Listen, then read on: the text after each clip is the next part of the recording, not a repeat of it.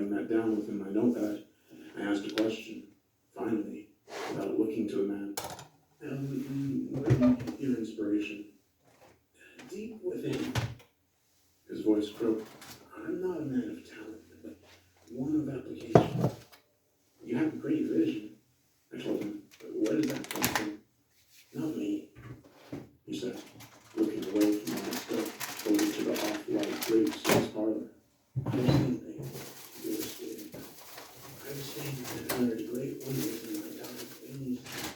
I probably shouldn't have. But I'm afraid it hasn't made me feel so. I'm assuming that is where you find yourself feeling connected by the winds, albeit a different type of loneliness. I couldn't really process what the man spoke of. I chalked it up to him being older and aging rapidly. The quick thought of insanity pushed its way further into my skull, but I waved it away with a quick flick of my wrist as I asked him, who is the arrow? He turned his head back to me, raising his bushy right eyebrow. The what? From the song, I clarified. The song, the sonata for the herald. It's about a messenger, correct? Who's the messenger? He raised his long, bony index finger and then pressed it against his bare chest. I felt stupid in that moment. Well, of course, he needed the herald. Of course. It all made sense. I saw it fall. In that moment. He delivered such strange pieces to such lonely people like me. Of course, how stupid of me to ask. Kirby knew that I felt ashamed by the question. He bobbed his head up and down, nodding to a thought that swarmed through his genius mind. He removed a cigarette from his pocket. The paper was torn around the edges and tobacco gleaming from the end. He lit it with a small matchbook that rested on the end table next to him. He blew a puff of smoke into the air and asked, why do you like it so? I was caught off guard by the question. I knew deep down the answer, but not how to really process it. The song, so unique with its strings, so strange with its pianos, so deep with its drums, dug deep within me, I never even bothered to ask myself why I enjoyed it. It was just the craftsmanship, the hauntingly slow melody, the crashing crescendo. Everything about the song just connected to me in some sort of way. I told him so, and to that, he shook his head. He pointed to a small cabinet in the corner. You play, do you not? I did, I told him. The violin for a few years. You quit. I nodded. Smart boy, he said. Go there, now. Open that cabinet. I did as I was asked, having to bend over to open the old, dusty cherry wood doors. Inside sat a violin. It was dusty and uncased. The strings lay covered with such a thick film of filth that I thought them to snap by the pressure of my gaze. Kirkman spoke from over my shoulder. I used that to find all my tunes. I thought him a liar, for that instrument had not been touched in at least a decade. I removed the piece from the cabinet regardless, and held the bowstring in my right hand. He told me, play it. Excuse me? This is not an affair. You play me your favorite part. A slight smirk lifted his face. I felt as if I needed to pick my jaw up from his rotting floorboards. I shook my head. Oh, I haven't tried in so long. I don't want to ruin your pieces. It was never my piece to begin with, he said. I'm nothing but a fraud, dear student. Try it anyhow. I will not be displeased. I lifted the bowstring and cradled the violin beneath my chin. I slowly rested the bow to the strings, watching as flakes of dust fell from the instrument. My eyes glanced to the man, who sat emotionless in his chair, just watching. I quickly moved the bow against the strings, trying to impersonate the rapid-fire sound of the violins during the climax of the piece, my favorite portion. Though the violin was out of tune, and only haunting screeches flooded the apartment.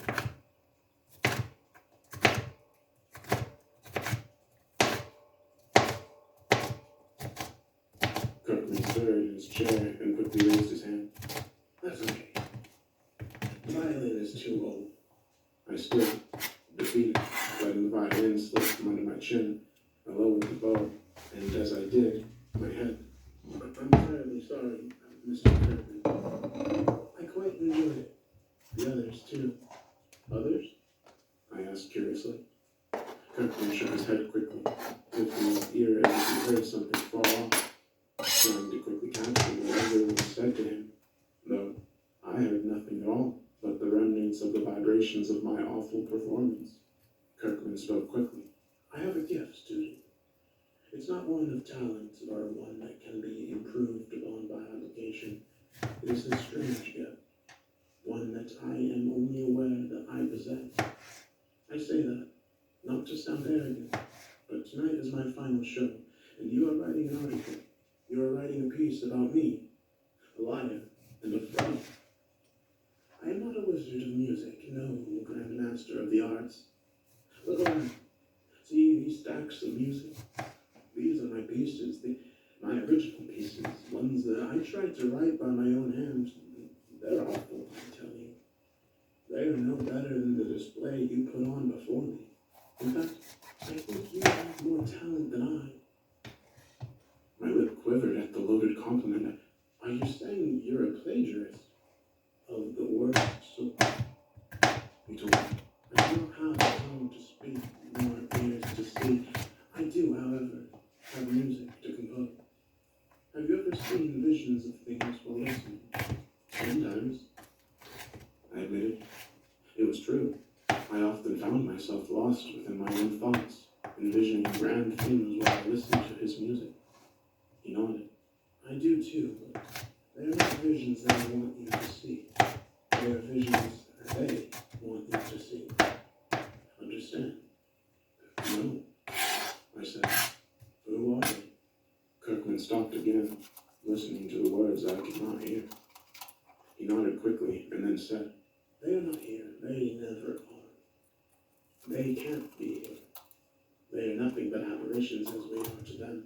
They still feel, though. They still feel on the other side of the mirror, though long dead. They too have much to say and express. I turned slowly. I felt that he was ill-minded, worn over time by his art.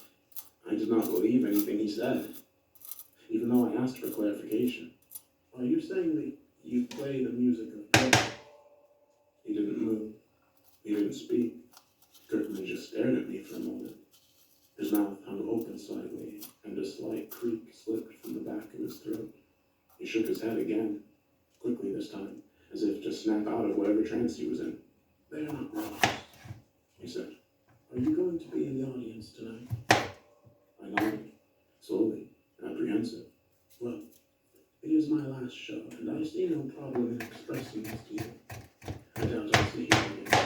So this isn't that embarrassing after all. I disagreed, but did not speak on it. Kirkman continued. The final song in tonight's recording. Just listen. Please, listen. And with that, I had no more questions for the man and left his old dusty apartment. I heard him shouting at himself once I shut the door behind me. As I walked down those long, lavish stairs, I thought of how crazed he became, how his art destroyed his soul. I was too lost within my own head over our meeting that the luxurious complex of where Kirkman lived appeared different to me. The rather fancy carvings were nothing but imprints. The gold trim around the wallpaper was nothing but tarnished brass. Everything felt different to me after that conference. And that is why I hated myself for ever meeting the man.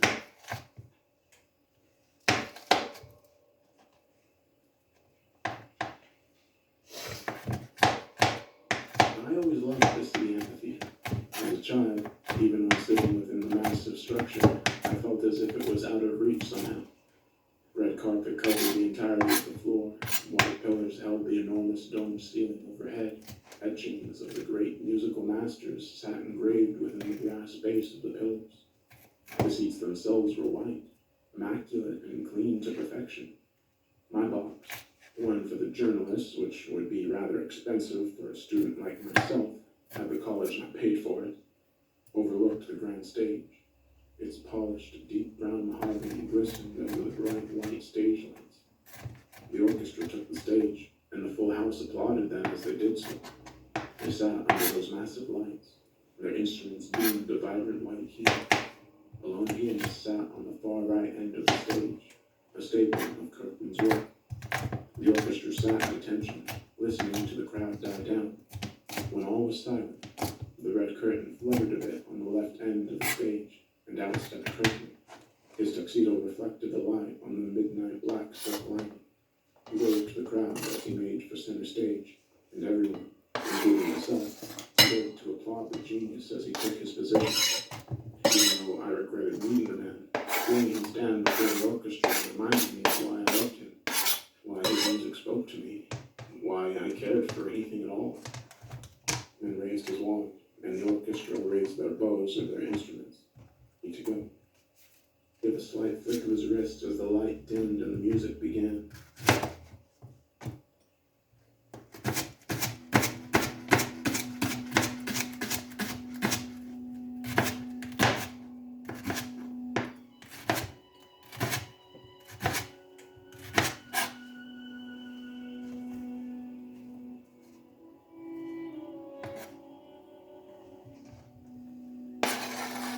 After a few seconds of the violins humming a haunting tune, all lights but the spotlight went out. It stayed fixated on the crazed master as he waved his wand a little harder, a little faster, and the music began to pick up with him. The brass came in, roaring wildly and belting out harsh wails. The piano then came, playing soft, sweet notes that I felt danced with the air. I felt my vision blur as I became lost within the intoxication of the music. I could see a great field of golden grass under a gray sky. The clouds rolled over top, radiating a purple hue. A storm looming in the distance, and I couldn't see it, but I knew so. The music told me. It spoke to me in a way that I hadn't felt since the last Kirkman performance.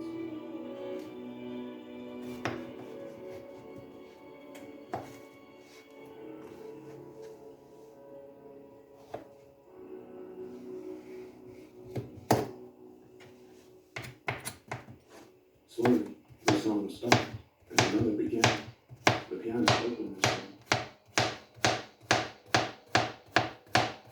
The rhythm of the keys started slow, but gradually grew brighter. Then, the violins came in with the rapid-fire lines. I could see a great storm falling onto me as I stood in that field. The golden grass grew a deep, smoky gray, while the clouds overhead turned a deep black with a slight green hue. The field began to wither away, wither into nothingness as the grass turned to ash and floated upwards towards the storm, upwards through the falling rain.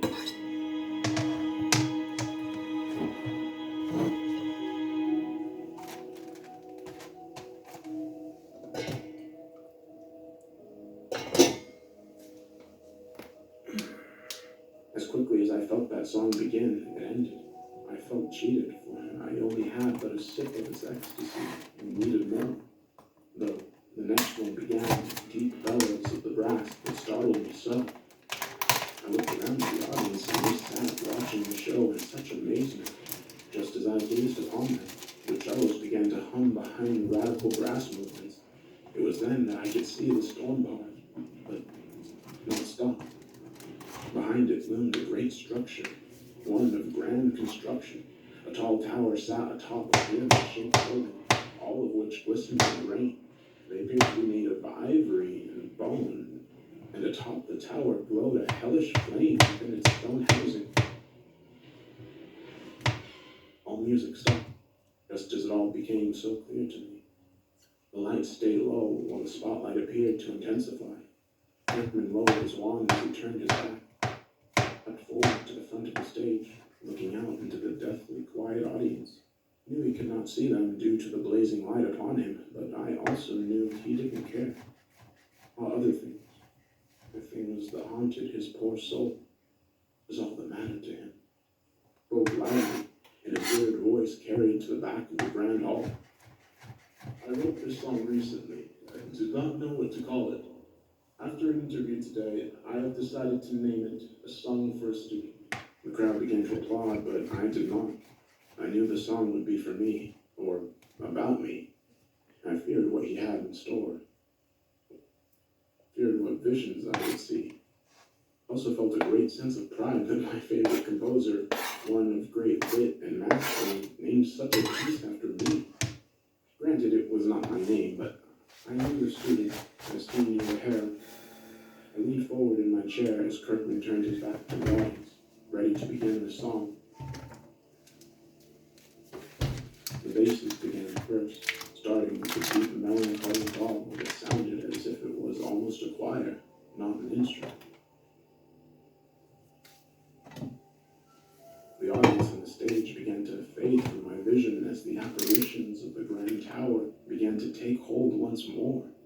The rain fell heavily, and the fire at the summit of the great structure roared wildly. The embers sparked from where they burned within. Such oil would be needed for that mighty flame. The piano then began, a treacherous sound it was, not violent or harsh. The tune was soft and sweet and rich, but so fearfully dreadful. It echoed across the clouds, which began to swell and swirl around the tower. The strings came in next, with such a blood-curdling rhythm that I felt as if my heart stopped upon the sound. My vision darkened, but came right back to the tower. The clouds, still spiraling around the Barbican, bent and broke, revealing a strange flow of water that was part of the clouds, and in it I could see bodies. They floated amongst the mist and liquid. Their skin was as gray as the grass from the fields. Their eyes were as bright and vibrant as the roaring flames of the tower, for they were the same color too. Their mouths were open, and as they screamed, the wails of the grass began to flow from their mouths. So terrifying a sight was, so hauntingly terrible. But I could not look away, for the music told me not to. It told me to stare into their faces, to see their pain, to hear their pain, and I not only saw and heard, but I felt their pain. My heart beat wildly as the song grew louder, and my soul felt as if it were lifting from my body, lifting towards that grand fire. Then the music stopped, though not altogether. My hallucination faded, and I sat within the music hall again. Kirkman slowly waved his wand, and the piano was all that played for one. That same haunting tune as the floor stretched across the room. It was in that moment that I realized it was empty, and I was the only one who remained before the great Kirkman. His orchestra too faded, and it was just he and I, divided by the darkness and the pale. Chimes began to play. Their echoing, almost bell-like sound rolled across the empty theater. As they did, a thick fog began to seep in from the massive closed doors at the back of the room. They opened, but nothing but darkness sat behind. The mist rolled between the seats as if it were death coming to claim the firstborn. Once a sea of gray fog sat just before the stage, it began to rise. I did not dare come toward my boss, for I sat alone in the dark. The piano, with the chimes still going, shifted its tune to something slow, something more painful than terrifying. The familiar violins came back, came in with a tune I had heard before, coming from the sonata for the herald. I felt delighted by that, but it soon faded as I watched dark figures rise from the fog beneath me. They appeared to be gray-skinned, withered folk, lost within the clouds.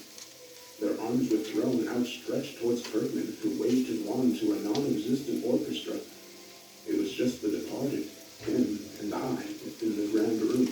Kirkman stood out of their reach but for a moment, for the fog rose and carried itself across the stage, blending all. The figures carried themselves with it. Their long, bony fingers danced across Kirkman's tuxedo, which faded away from his pale, withering flesh. He stood naked with them in the shadows. The spotlight that Kirkman basked under turned a pale blue aura that looked as if it were a part of the man. The chimes continued, and the piano did too. The violins faded, but the bass came in stronger than before, low and rhythmic, and still powerful. The fog at the end of the stage began to part, and just beyond the dark, way at the edge of it, I could see that tower. I could see its roaring flame just off in the distance. A great expanse of water sat between us and it, black in color and beaming in their green glow. The waves crashed in sync with each key of the piano. Kirkman kept waving his hand. His eyes stayed closed. A gray felt from the fog continued to grab hold of him. It grew more violent, not just with Kirkman, but with each other, as each of the thousands tried to reach out and touch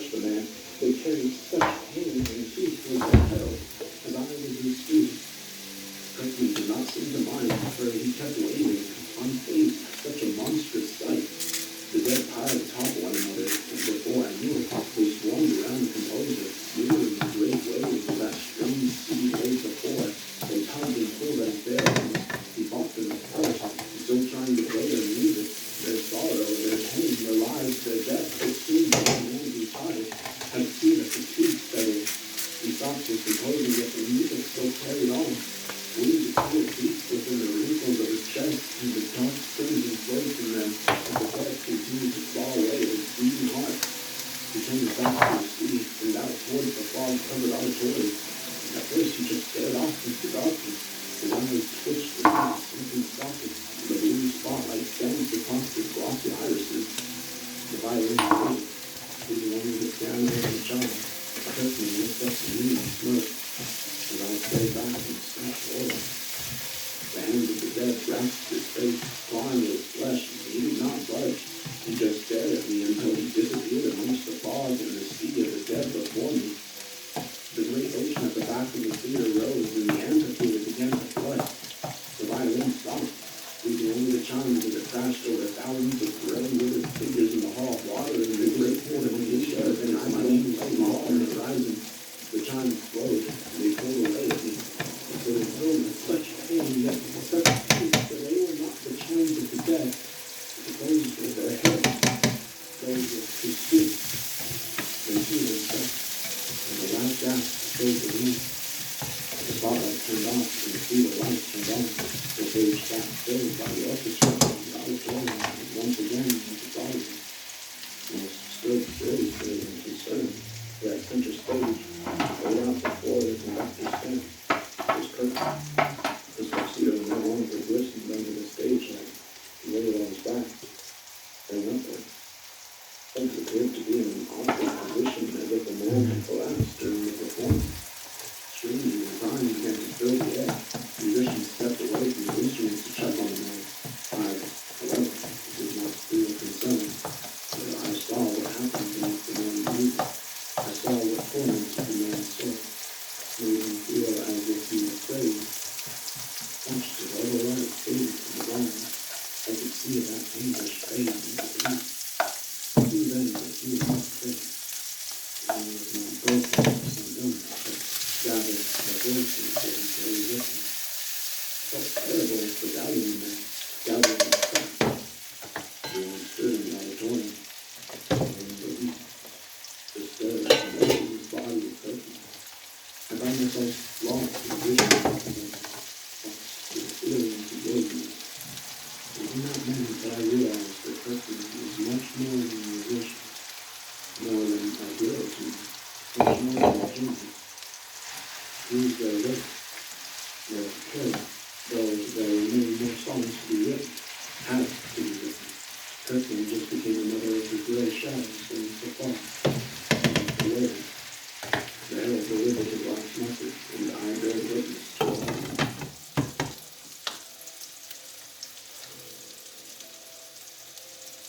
And I felt the urge to play once more.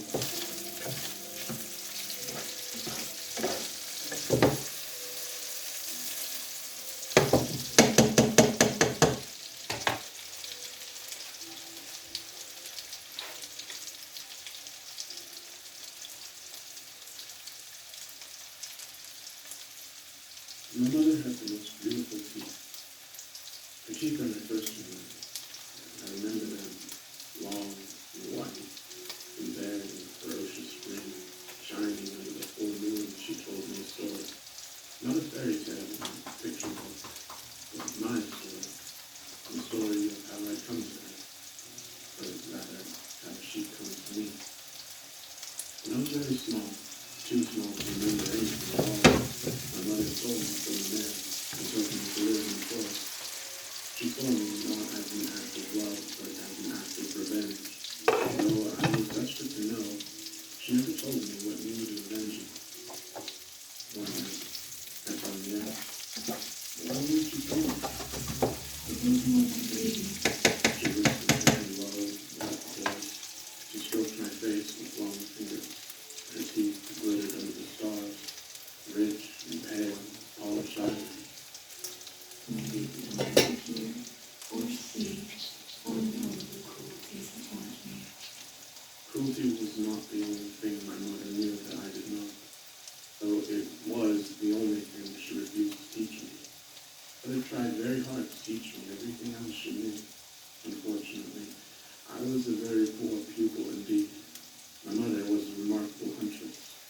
yelled out and bare effortlessly.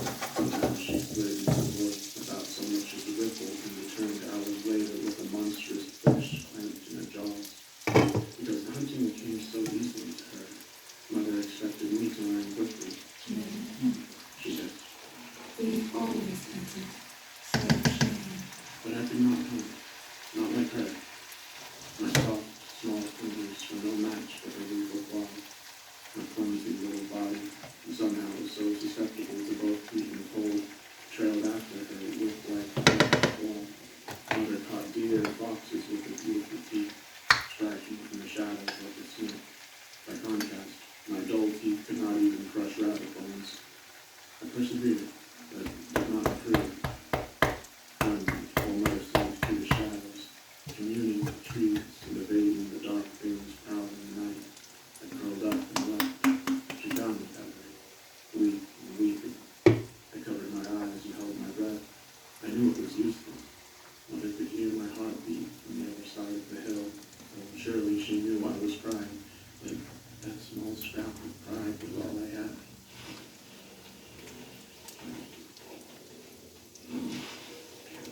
Mother stood there for a long while.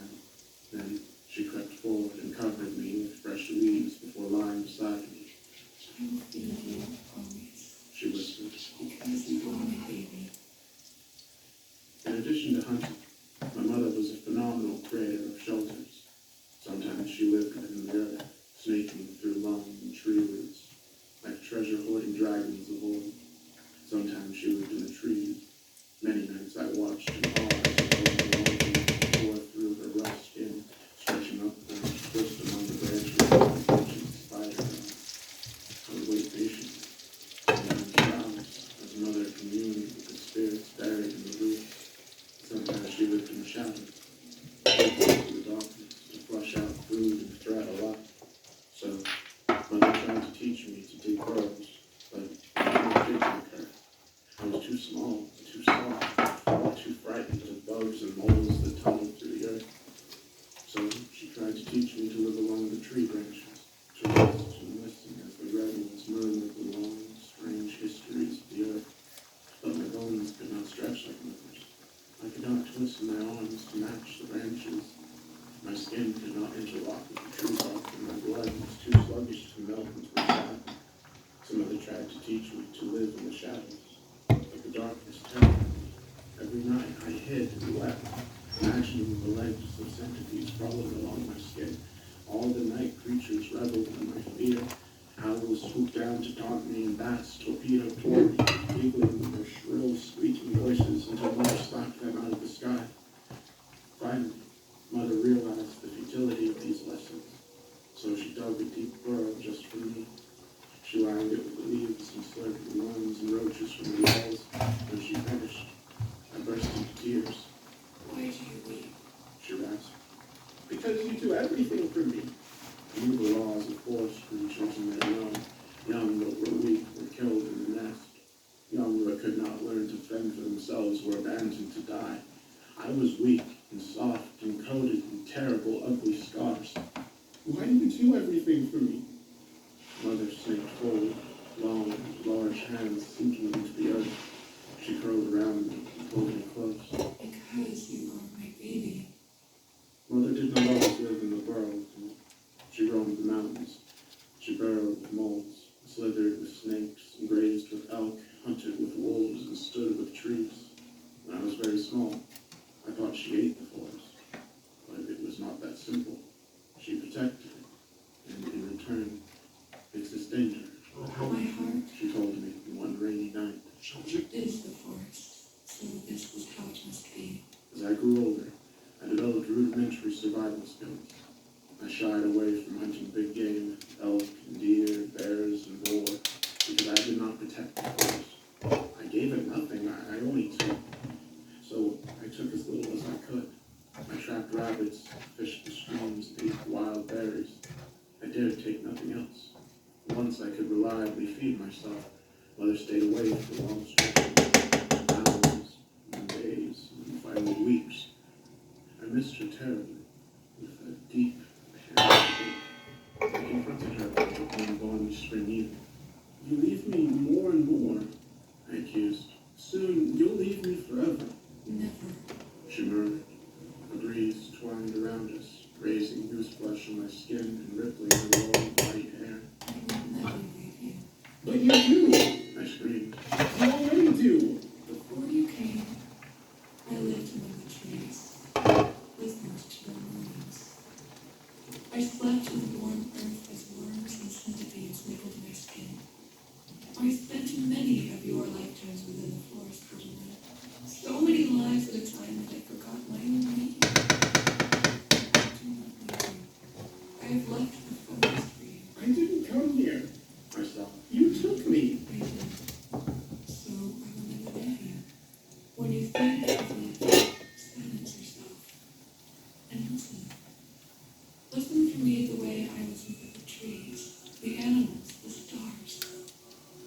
If you are silent, and you are sincere, you will hear me. And then she left. Fury and jealousy seared my heart like a wildfire. She insulted me.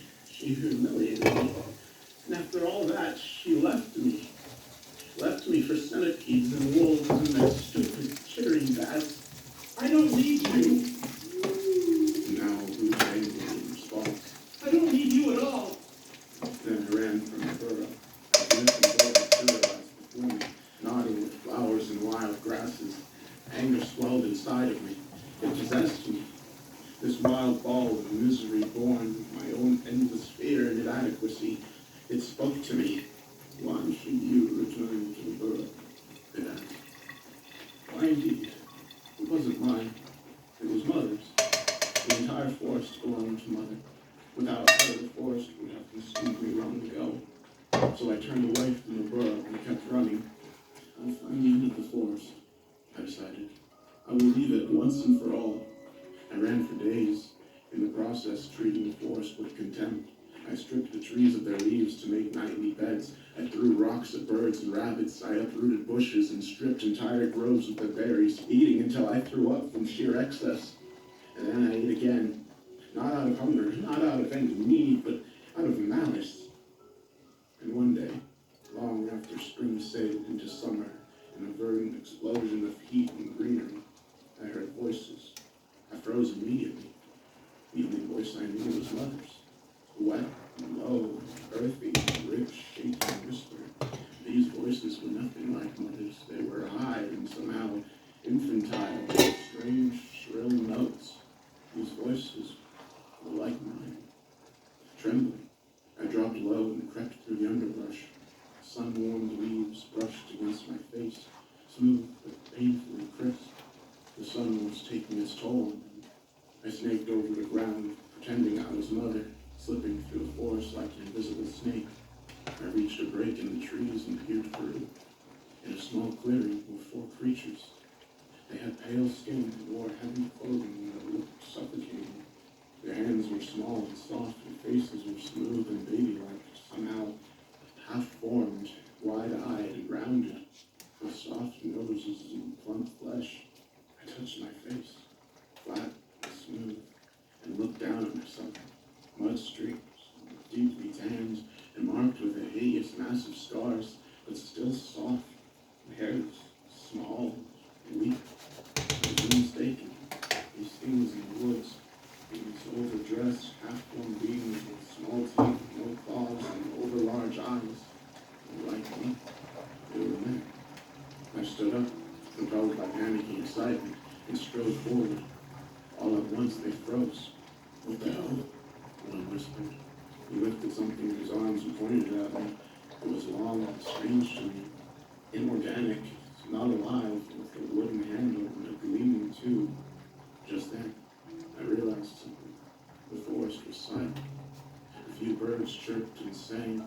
A few bugs emitted their persistent drones, but the vast majority, birds, insects, trees, were silent. No rabbits, no deer, certainly no bears. These things, these creatures, like me, these men, the silence beyond. They'd stolen the forest for itself.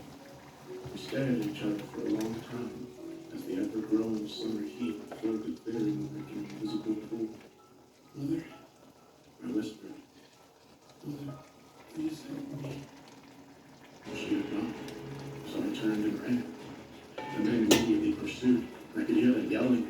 the undergrowth, stamping on blossoms and bugs, snapping branches as they ran.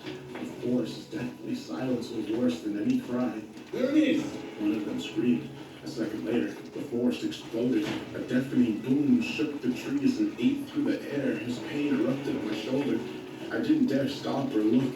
I pressed on, running and crying as the men came after me. The forest seemed to punish me for my earlier cruelty. Brambles scratched my legs and steps cut my feet. Branches swiped at my face, leaving deep, stinging runnels. I thanked the forest for its kindness. I thanked it for punishing me, rather than stopping me. The men gasped and wailed amongst themselves.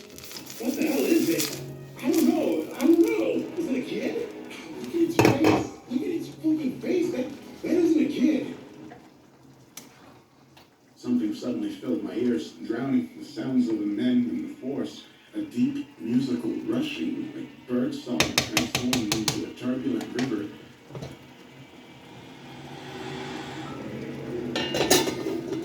And then Mother came, erupting from the trees like a great beast of old. That's what she was. A great beast. Surely a dame of the ancient world. She pounced upon them. She climbed one between her claws, squeezing until his head separated and went rolling across the ground. One by one, Mother caught and tore them, shredding them the way she shredded leaves for my bedding. Blood streaked the forest, turning the dirt to mud and dripping from the trees like fresh rain. Mother dug her claws into the skull of the last survivor and cracked it open like a fruit. Blood and gray grain glistened in the sunlight. The men screamed and screamed and screamed. Mother leaned down and extended her tongue. It curled out like pale and orange gold, like sunrise on a cold, clear morning, and delicately slipped his brains, curl by curl, like so many worms on the burrow walls.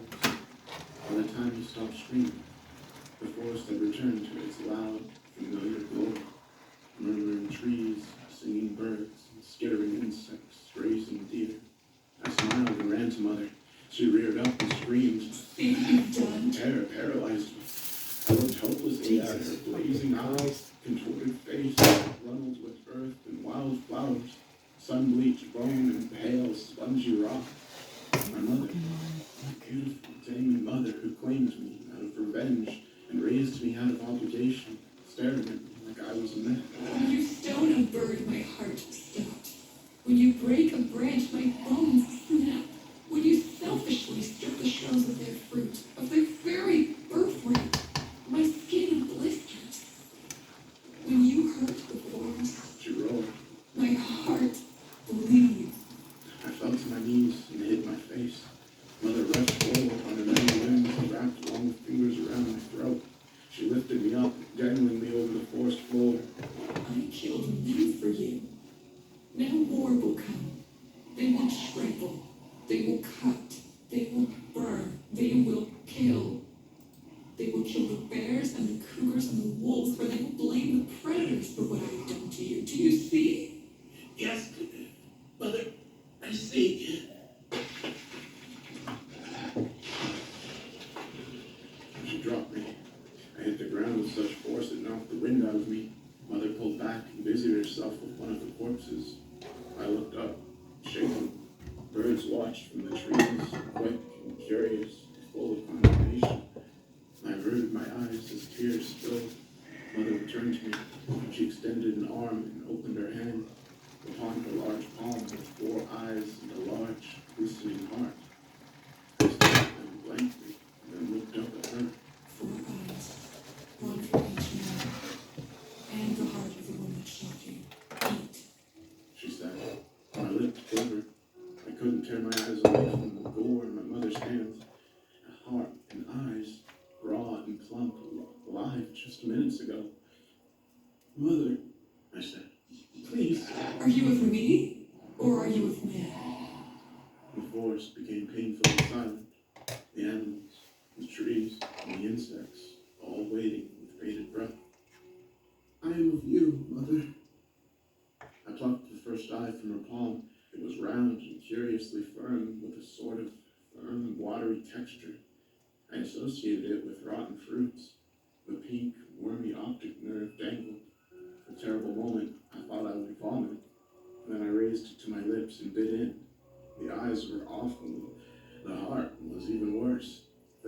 almost impossible to chew. Mother had to tear it for me, slicing it into manageable pieces with her beautiful teeth. When I finished, Mother picked me up, holding me tight, streaked back to the burrow as night fell. That night I became ill. I shook and shivered and hallucinated for days. My mind bled with images of dangling eyes, glistening hearts, and skulls cracked apart like pomegranates. Mother lay with me all the while, soothing me with ancient songs, like bird songs turned to rivers, and cooling me with the grand, earthly breath. Finally, the fever broke. I sat up, gasping, with the last vegetables on my mouth and drifted away. Mother sat across the burrow, hunched over, tired. You are well. When you go ahead, I must leave.